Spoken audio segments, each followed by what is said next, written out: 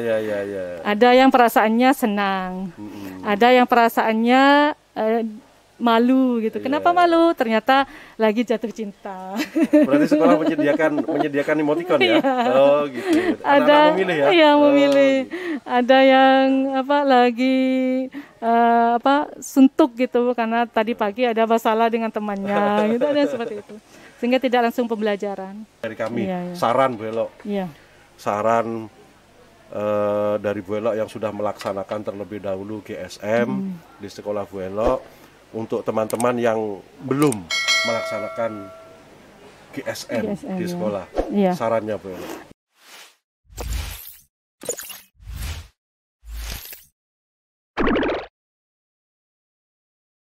Assalamualaikum warahmatullahi wabarakatuh. Jumpa lagi di Waalaikumsalam. Garden Podcast R7 Official SMP 7 Bondowoso.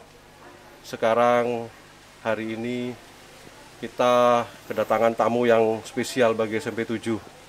Beliau seorang ibu cantik. Saya bolak-balik ngomong cantik pada tamu ini. Kemudian beliau berprestasi. Pengalaman beliau banyak sekali meskipun beliau masih muda. Di Bondowoso utamanya. Kemudian di Jawa Timur juga beliau berprestasi juga. Beliau sekarang berprofesi sebagai kepala sekolah SMP Negeri 3 Bondowoso. Diawali, kalau misalnya riwayat pendidikannya atau riwayat pekerjaannya yang saya tahu, diawali dari guru honorer di SMP 1 Bondowoso. Kalau tidak keliru tahun 97, Iya. karena saya ingat tahun 95 saya ada di sana di SMP 1 Bondowoso. Beliau 2 tahun berikutnya menjadi guru honorer pendidikan agama Islam di SMP 1 Bondowoso. Kemudian beliau menjadi pegawai negeri di SMP Sumber Wringin, lalu pindah ke SMP Tenggarang setelah 4 tahun dari sana. Kemudian menjadi kepala sekolah yang pertama kali di SMP Binakal, kemudian pindah lagi ke SMP Maesan, kemudian sekarang dari SMP Maesan 2 beliau pindah di SMP 3 Bondowoso dengan prestasi-prestasi yang beliau bawa di setiap sekolah-sekolah tersebut. Saya kenalkan, beliau adalah Ibu Elo Rizkiah, SPD MPD, di samping saya. Terima kasih Bu Elo Iya. hadirnya di SMP 7. Saya belum selesai membicarakan prestasi beliau ini. Beliau pernah menjadi kepala sekolah berprestasi terbaik nomor 1 di Kabupaten Bondowoso. Kemudian beliau juga pernah menjadi juara 3 guru PAI berprestasi tingkat nasional tahun 2014. Hebat beliau. Saya mengagumi beliau. Kemudian masih ada 2 prestasi lagi sebagai 10 peserta terbaik inovasi pelayanan pendidikan di lingkungan Dinas Pendidikan dan Kebudayaan. Dan yang terakhir, beliau juga pernah menjadi kepala sekolah berprestasi dan berdedikasi tingkat kabupaten 2017 juara 2-nya. Nah, kemudian beliau selain berprestasi di bidang tadi, prestasi yang lain, beliau adalah penulis juga. Jadi banyak buku, lebih kurang ada 11 buku yang sudah beliau tulis.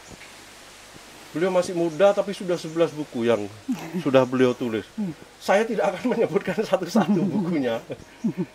Mulai dari sekelumit kisah di kaki Gunung Piramid. Ini pastinya ditulisnya pada saat beliau jadi kepala sekolah di SMP Binakal. Iya. Karena Gunung Piramid ini di Binakal. Kemudian di Maesan beliau juga menulis buku cinta untuk Mazda. Mazda ini Maesan 2. Insya Allah namanya Maesan 2 ini. Seperti itu. Kemudian buku antologinya beliau banyak sekali.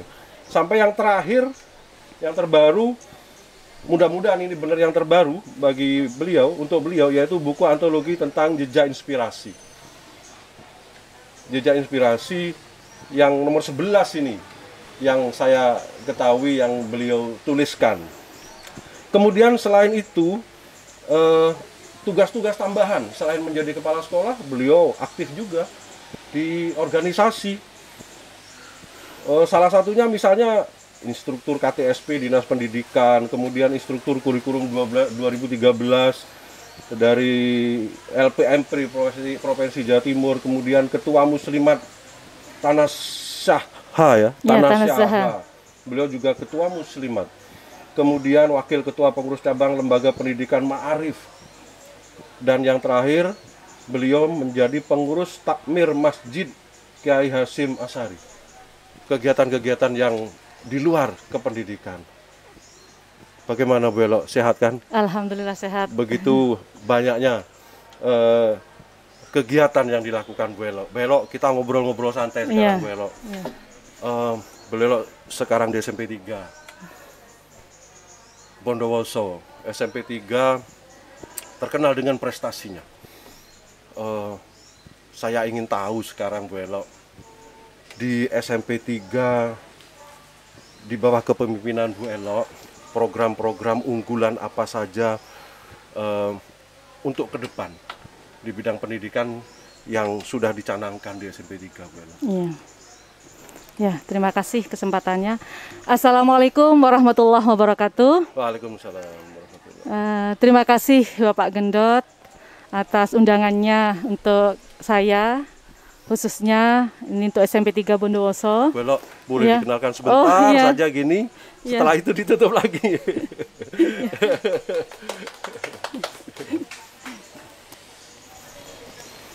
Sebelum saya menyampaikan apa yang telah ditanyakan Pak Gendot tadi, saya sangat mengapresiasi kegiatan ini ya, R7 Official Obrolan Santai Garden Podcast ini.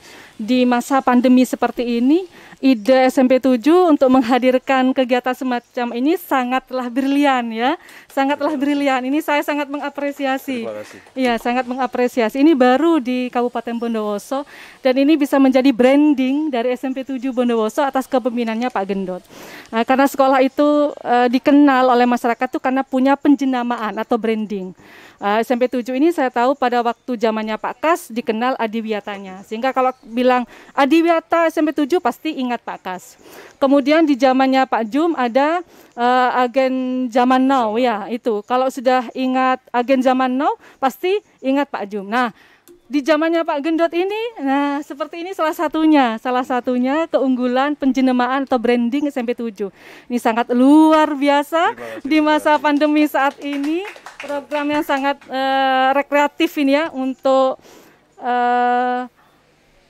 sebagai solusi dari masa-masa pandemi yang sudah jenuh saat ini di dunia pendidikan juga mengalami itu, sehingga perlu ada program-program unggulan untuk mengatasi hal demikian. Untuk SMP 3 Bondowoso, ya tentunya saya hadir di SMP 3 Bondowoso dengan segudang prestasi dari tahun 1160 sampai 2021. Saya lihat itu di sana ada sekitar 539 penghargaan.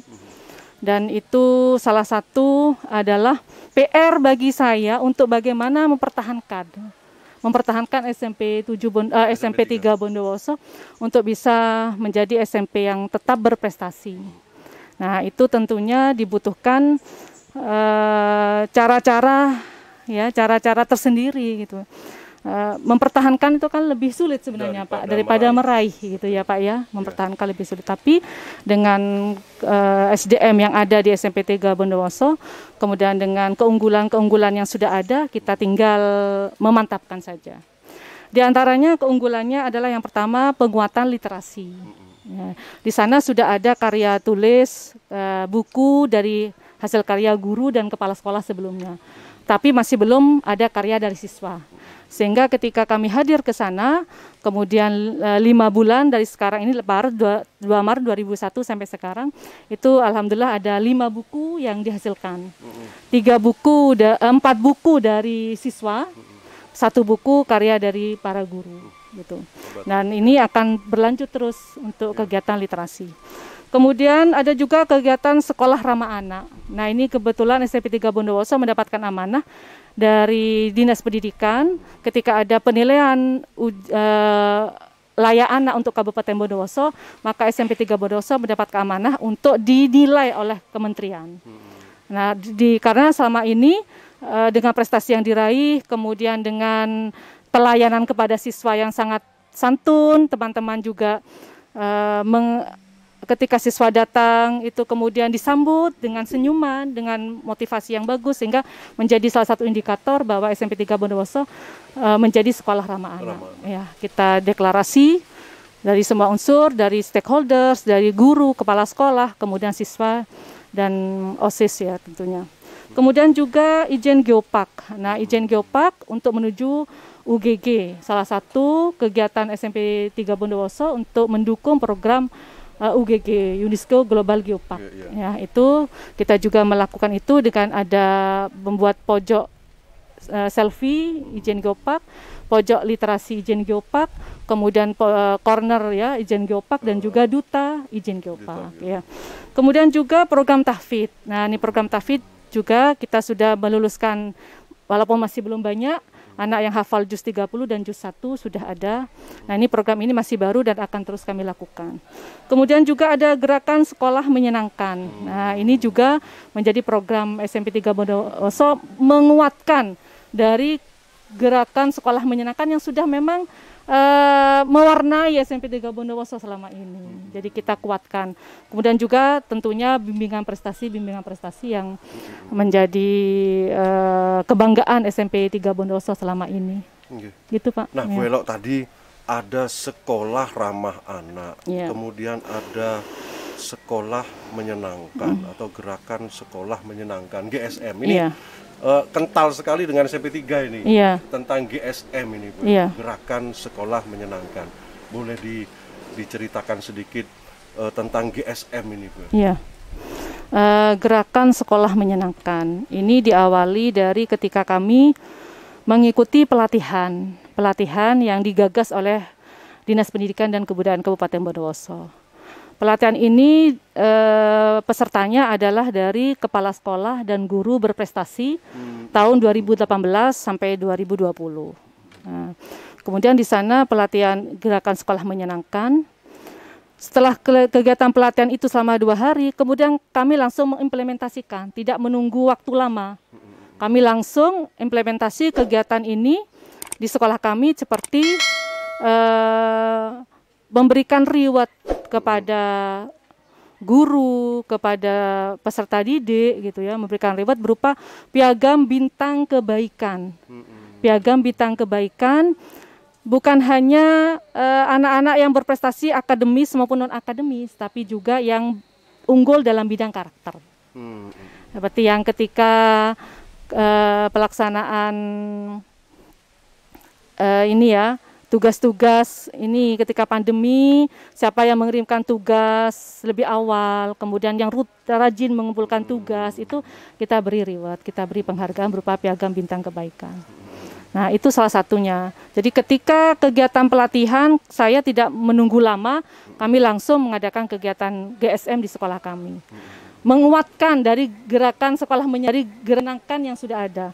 Gerakan sekolah menyenangkan itu kan sebagai salah satu tawaran perubahan paradigma dalam bidang pendidikan, mengembalikan filosofi dari Ki Hajar Dewantara, bahwa sekolah itu adalah sebuah taman siswa yang kita kenal ya, taman, sehingga kalau taman kan menyenangkan, bisa membuat orang itu senang gitu bila ada di taman, sehingga sekolah itu dibuat seperti itu supaya siapa saja yang berada di sana, baik guru, TU maupun siswa, senang berada di sekolah, karena sekolah itu sangat memfasilitasi potensi anak didik, kemudian manusiawi gitu ya, memberikan penghargaan walaupun itu bukan ada lomba, tidak menunggu lomba, jadi penghargaan itu diberikan sewaktu-waktu, sifatnya insidental, sehingga ketika anak itu diberi penghargaan, kemudian diminta refleksinya, bagaimana perasaan kamu ketika kamu mendapatkan penghargaan dari sekolah, ya kita tanda tangani, kemudian baru kali ini Bu saya mendapatkan penghargaan. anak-anak sendiri yang iya, seperti itu. Iya, baru kali ini, selama ini belum, karena tidak pernah mengikuti lomba gitu ya. Kan terbatas juga ya. Akhirnya mereka senang. Kemudian orang tua kita beri juga. Jadi orang tua yang sangat mendukung terhadap program sekolah, kita beri bintang kebaikan gitu. Istilahnya bintang kebaikan. Iya, piagam bintang kebaikan. Piagam bintang kebaikan. Akhirnya orang tua juga dimintai refleksinya. Bagaimana perasaannya ketika mendapatkan piagam bintang kebaikan. Juga bagaimana ketika anaknya mendapatkan piagam bintang kebaikan. Iya. Kemudian refleksinya itu kita kumpulkan jadi satu, menjadi album refleksi dari piagam bintang kebaikan. Kemudian kita buat banner yang besar, teman anak-anak yang mendapatkan piagam bintang kebaikan, kita cantumkan namanya di sana. Sehingga di sana tuh ada ruangan untuk tempat-tempat prestasi memang. Di sini ada piagam, ada banner untuk lomba-lomba yang sudah diadakan ya, yang diikuti. Kemudian di sini ada banner untuk piagam bintang kebaikan. Jadi dihargai semuanya. Sekecil apapun yang anak-anak lakukan, kebaikan yang mereka lakukan, kita beri reward. Dan itu juga bisa dilakukan bukan hanya diberikan oleh kepala sekolah, tapi juga diberikan oleh para guru. Gitu. Ini sekarang tinggal kami menunggu pengimbasan itu. Iya. Nah, sementara ini saya nggak paham betul tentang gerakan sekolah menyenangkan. Saya hanya pernah membaca suatu artikel bahwa gerakan sekolah menyenangkan itu mengadopsi dari negara lain. Gitu. Kemudian ini ceritanya ceritanya ada seorang mahasiswa yang mengambil program doktoral di sana, kemudian anaknya karena suami istri gitu ya, karena Rizal, suami istri, saya lupa namanya, suami istri, kemudian begitu libur anaknya nggak kepingin libur, maunya ke sekolah terus. Betul. Maunya ke sekolah terus karena dia merasa di rumah atau di sekolah lebih menyenangkan daripada di rumah atau di lingkungan yang lain. Nah, kemudian saya juga pernah, mohon maaf kalau misalnya saya katakan di sana mungkin pendidikannya lebih baik dari di sini, karena tuan rumah saya waktu saya pernah di sana itu pernah mengatakan, your country like my country 25 years ago, katanya. Dia ngomong seperti itu. Jadi saya merasa tersinggung sebetulnya. Jadi negaramu seperti negaraku 25 tahun yang lalu. Ini orang yang tidak mengerti pendidikan, karena dia hanya tuan rumah bekerja di pabrik gitu, ngomong tentang pendidikan seperti itu. Nah, pada saat itu saya sempat tersinggungnya, apa benar sih pendidikan di sini lebih baik gitu. Nah, ternyata begitu saya berkunjung studi banding ke sekolah-sekolah, memang kayaknya lebih baik gitu ya. Nah, alhamdulillah kalau misalnya itu meskipun adopsi, tapi apabila kita laksanakan baik, nggak ada masalahnya kan seperti itu. Betul. Nah, kami sekarang di SMP 7 tinggal menunggu ini bagaimana pengimbasan dari SMP 3 ini, atau sekolah-sekolah lain yang belum mengimplementasikan tentang GSM, kita akan berguru ke SMP 3 ini. Nah, kemudian satu lagi Bu Elo,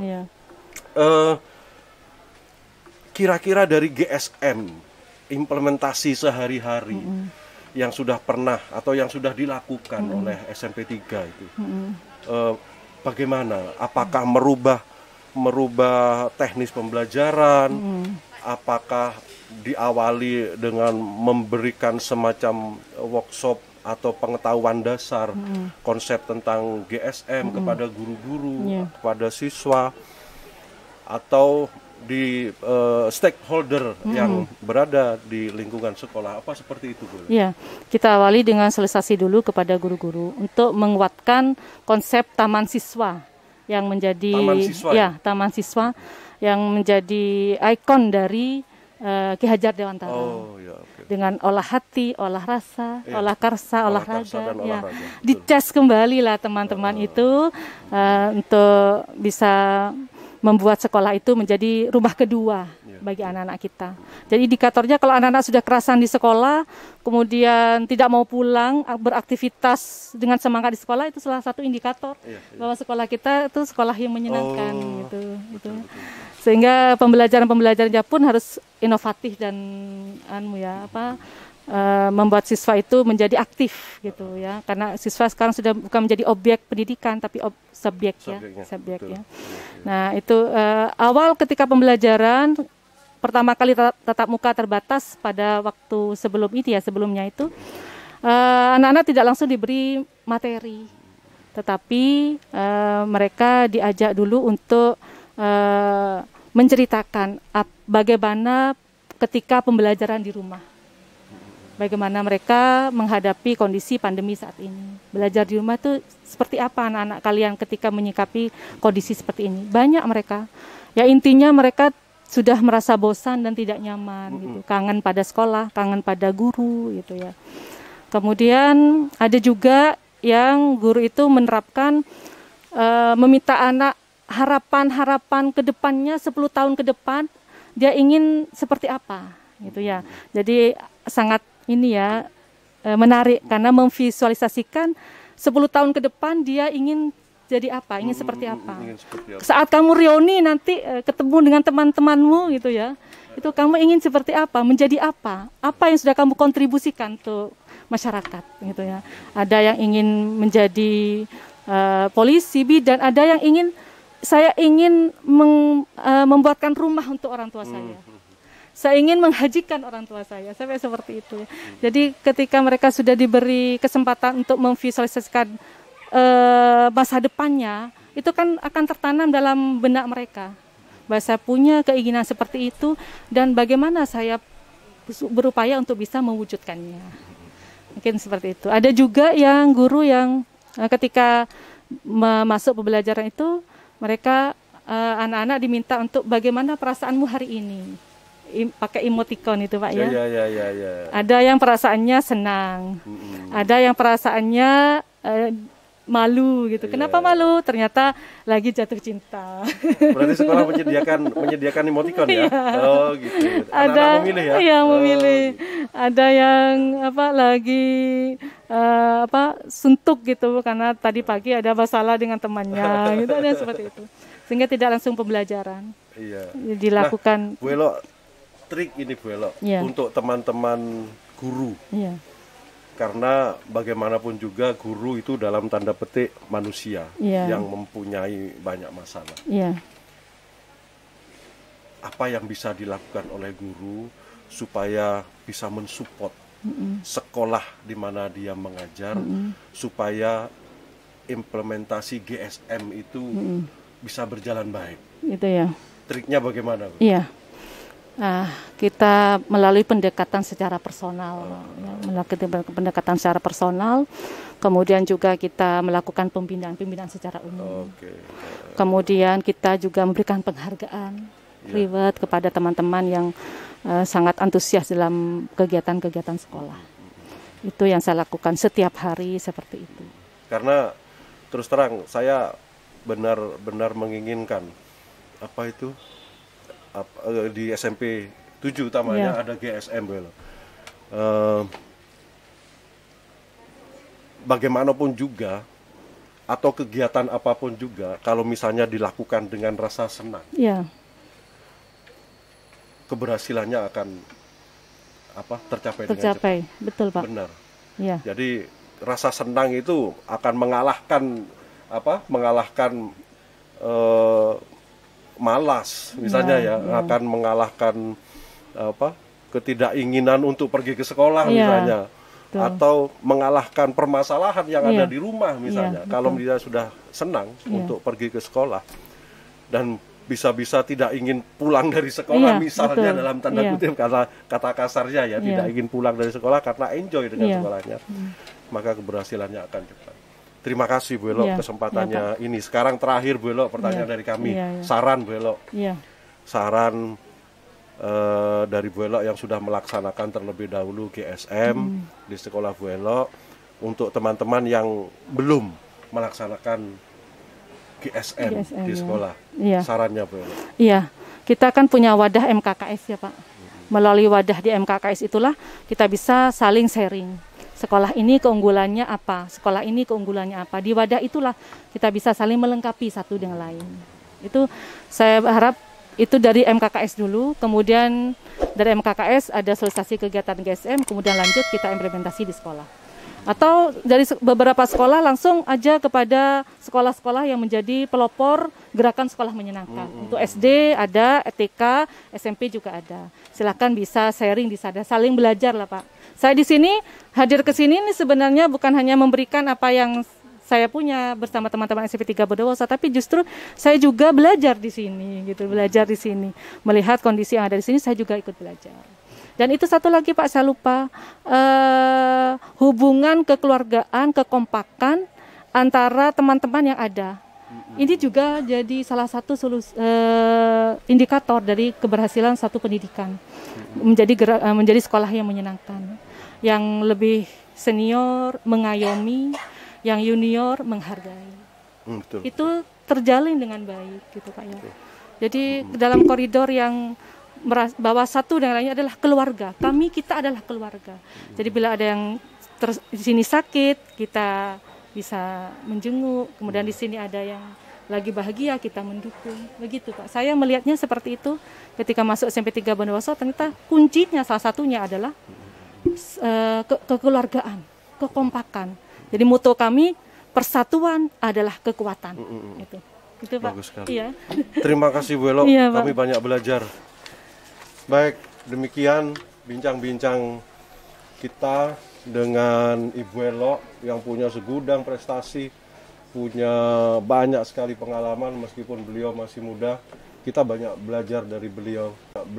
Mudah-mudahan di lain waktu kita bisa mengundang lagi beliau. Mudah-mudahan masih mau diundang Bu Elo ya. Ya, gantian nanti Pak Gendot yang ke SMP 3 Bondowoso. Insya Allah. Ya. Karena kami ingin menggali banyak tentang prestasi-prestasi beliau, kemudian bagaimana mengimplementasikan program-program beliau yang sudah jalan terlebih dahulu di SMP 7 utamanya atau di sekolah-sekolah yang lain yang belum mengimplementasikan. Demikian, sampai jumpa lagi di Garden Podcast R7 Official SMP Negeri 7 Bondowoso. Assalamualaikum warahmatullahi wabarakatuh. Waalaikumsalam.